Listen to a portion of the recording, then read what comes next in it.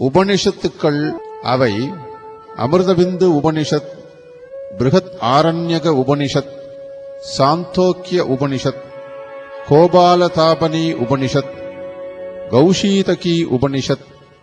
மகா உபனிஷத், மாந்தூக்கிய உபனிஷத், முண்டக உபனிஷத், நாராயண உபனிஷத், பிரசூன உபனிஷத், புருஷபோதனி உபனிஷத், சுபல உபனிஷத், தைத்ரீய உபனிஷத், ஸ்வேதாஸ்வதா உபனிஷத், கத உபனிஷத், ஈசோ உபனிஷத், ஐத்ரேய உபனிஷத், கேனம் உபனிஷத். அதேபோல் நாரத புராணம், பிருஹன்னாரதீய புராணம், கூர்ம புராணம், மத்ஸ புராணம், வராக புராணம், விஷ்ணு புராணம், பத்ம புராணம், கருட புராணம், நரசிம்ஹ புராணம், சிவபுராணம், லிங்க புராணம், திருவிடையாளர் புராணம், கந்த புராணம், பிரம்ம புராணம், அக்னி புராணம், வாமன புராணம், பாகவத புராணம், பவிஷ்ய புராணம், மார்க்கண்டேய புராணம், பிரம்மாண்ட புராணம் ஆகிய இவற்றால்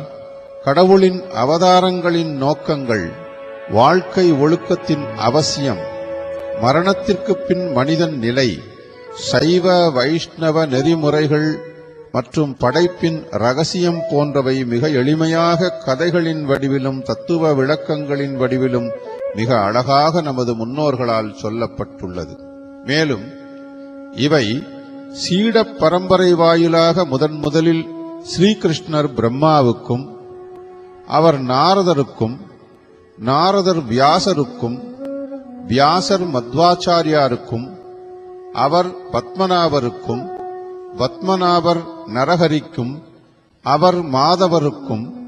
பின்னர் அடுத்தடுத்து மாதவர் அக்ஷோப்பியருக்கும், பின்னர் ஜெயதீர்த்தர், ஞானசிந்து, தயாநிதி, வித்யாநிதி, ராஜேந்திரர், ஜெயதர்மர், புருஷோத்தமர், பிரம்மண்ய தீர்த்தர், வியாசதீர்த்தர், லக்ஷ்மிபதி, மாதவேந்திரபூரி, ஈஸ்வரபூரி, மகாபிரபு ஸ்ரீ சைத்தன்யர், ரூப, ரகுநாதர், கிருஷ்ணதாஸ், நரோத்தமர், ஷஸ்வநாதர், பலதேவர், பக்த வினோத தாகூர், கௌர கிஷோர், பக்தி சித்தாந்த சரஸ்வதி என குரு சிஷ்ய பரம்பரை வழியாக தற்காலம் வரை நம்மிடம் நூல்களாக திகழ்கின்றன என்றால் நமது பாரம்பரியம் அவ்வளவு சாமானியம் அல்ல என்பது தெளிவாக விளங்கும்.